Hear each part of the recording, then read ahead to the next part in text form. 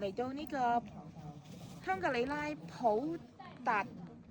錯，錯湖，呢度係海拔3800米。咁而家見到啲西藏嗰啲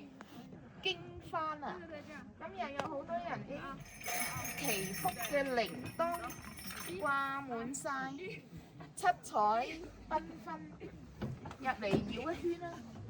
咁趁住藍天白雲同嗰啲群山，而家係秋冬季，所以呢啲山上嗰啲樹木花草都係乾乾嘅，冇乜顏色，大家都凍到唔識喐啦。而家係有一啲啲嘅飄雪，啲雪粉係喺度飄落嚟嘅。我呢就全副武裝，影下我，影我手套、圍巾、帽、防寒褲、大褸、防寒內衣褲冚唪唥着齊晒，一出門呢好麻煩複雜地出門。